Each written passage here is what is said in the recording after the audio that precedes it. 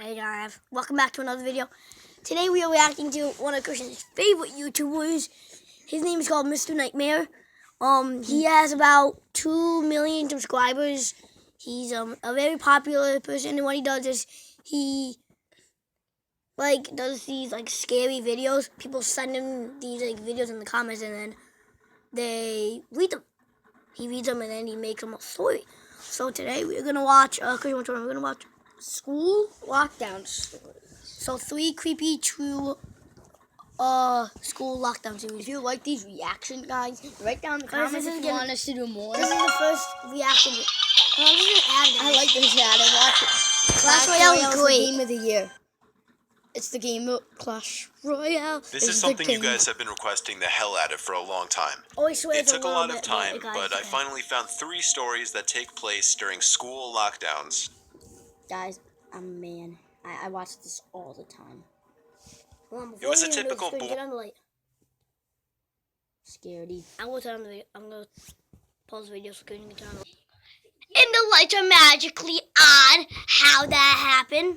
I'm back, guys. We paused the video and I turned on the lights. Boring day in calculus, only it was Friday, 7th Calculus. period, meaning the week was almost over and spring break would finally be upon us. So everybody was getting antsy in their seats, I could tell. We didn't have a test that day like a lot of my friends did with their other teachers, so our teacher in the middle of class just decided to start playing games with us on Sporkle.com. He was a very laid-back teacher like that. As we were doing some brand logo quiz on Sporkle, I remember the exact moment it happened. Logos. Right after my friend answered a question, I remember the exact answer too, Adidas. The dean's voice came through the loudspeaker. He sounded panicked and frantic as he told all the teachers this was not a drill and to go into lockdown. Oh. I actually got the chills, and I got goosebumps on my arms as our usually laid-back teacher too seemed panicked as he ran to turn off the lights and ushered us to the back corner of the room. We all sat in silence for about 2 minutes, and then the usual buzzing that came from a panel in the back of the room ceased, indicating that the school must have cut all the power.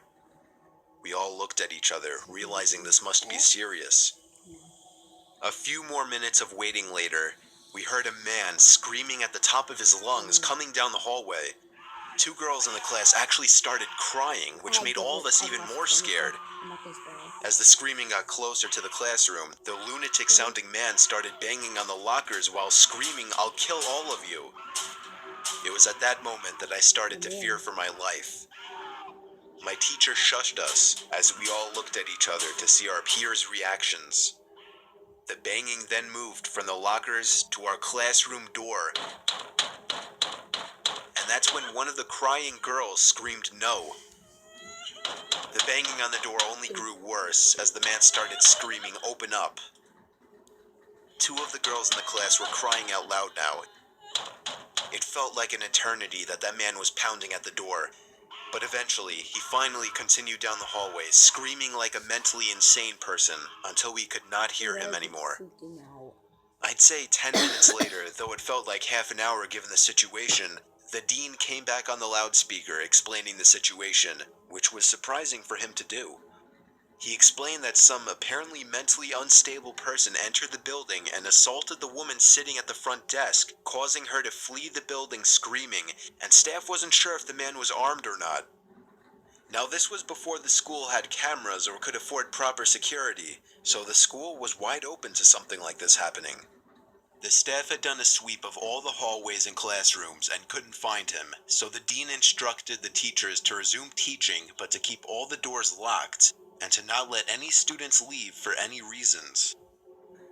The most disturbing part, however, is that one of the janitors working the night shift found the man sleeping in one of the storage closets near the back end of the school, and according to rumors that were spread by my peers, sticking out of his pocket was a .44 Magnum.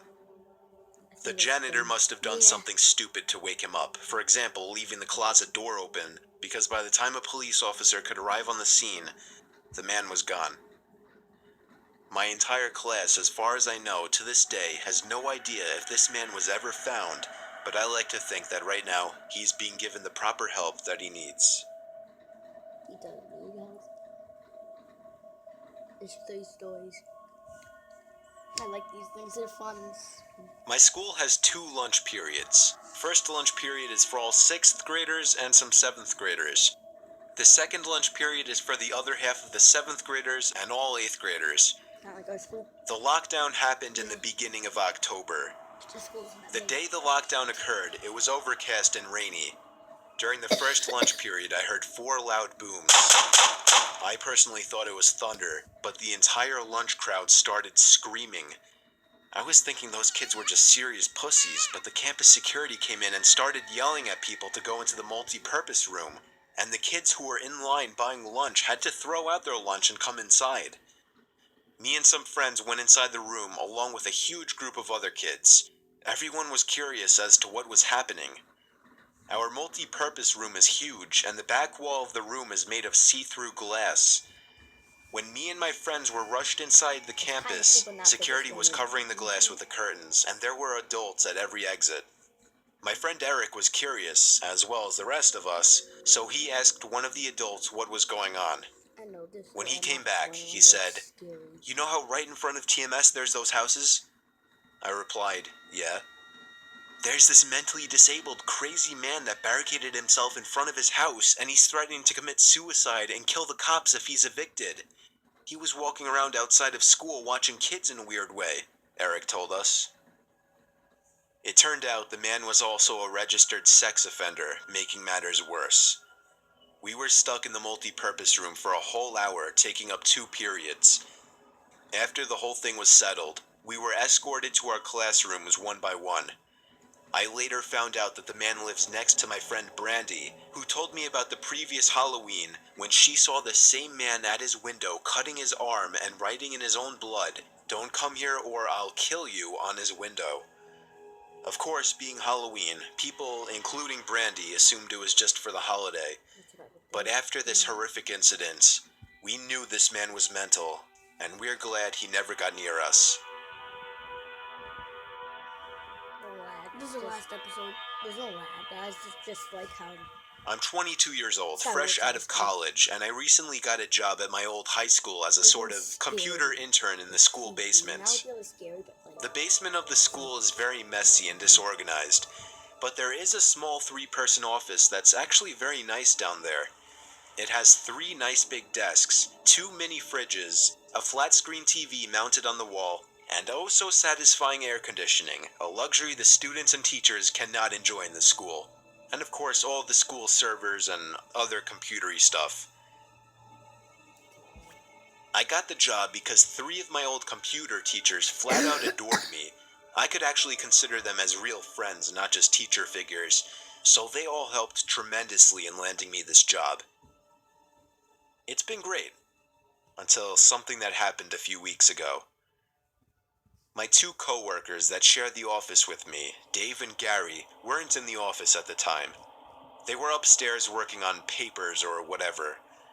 I was eating my sandwich during my lunch break when I got a phone call from one of the women in the front office, telling me the school was on lockdown and that somebody, possibly armed, had entered the school. There wasn't much that I could do other than turn off the lights because, surprisingly, as nice as this little office was, it didn't have an actual door to it, just a big opening, and the door to the whole basement didn't even have a working lock. For my own safety, I did turn off all the lights in the office and my computer screen. I kept my phone on the desk, texting both Gary and Dave, but they wouldn't respond. I sat down there in the dark, playing games on my phone for like 20 minutes, waiting for the call from up front to tell me to resume working. I had no idea what was happening. I couldn't hear what was going on upstairs from down here. But I was not allowed to make any calls until I was informed that the lockdown was over. Then, the noisy basement door opened. As the creaking echoed across the basement and into my office, I sat up from my seat, wondering if I should call out Gary or Dave. I was eager to get some info from them. It's not good. Someone then came running down the stairs, and their footsteps were approaching my office. I pushed away my chair and crawled under my desk. Somebody entered the office, but did not turn on the lights. There was just silence. I can't even describe the fear I was experiencing. I felt like if I made one sudden noise, I'd be a dead man. Suddenly, my phone dinged as I got a text message.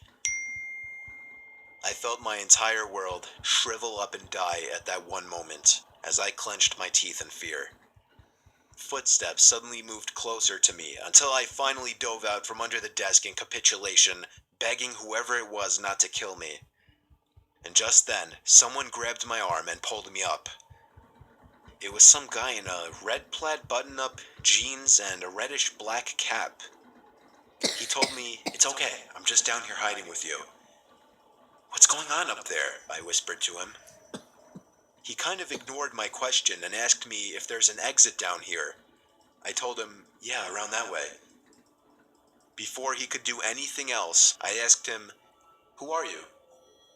There was a brief moment of silence before he started explaining he was coming in to pick up his son when a teacher told him to hide. After his explanation, I checked my phone and saw the text I received was from Dave. It said, "Dude, this is fucking crazy. Some guy with a gun shot Mr. Buckley. He's wearing a red shirt and a hat. Whatever you do, don't come upstairs." I was about to reread that text out loud to the man until I realized. I looked up and felt my stomach sink. The man seemed to catch on to my suspicious stare. Panicking, all I could think to do was to run for the upstairs. A gunshot echoed through the basement and I could hear the bullet ricochet off something metal in the darkness. But thank God the bullet missed me and I made it upstairs. Fortunately, police were waiting at all exits, including the basement exit, and caught the man the second he opened the door. More good news, our teacher Mr. Buckley survived the gunshot. It was later determined that the man and Mr. Buckley had some beef for whatever reason, but that was never revealed. All we know is that Mr. Buckley couldn't have done anything that would have warranted this kind of reaction. And I know that the sound of that gunshot will forever echo in my mind.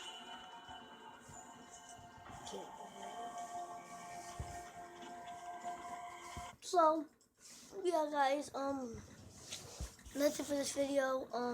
Oh, and sorry for that noise. That's our new hamster. We're making a video. He's up all day. Should we make a video of that? Or Yeah, I'm gonna make a video like next, like literally like right now. But yeah, guys, we'll see you guys next time. Bye. Bye.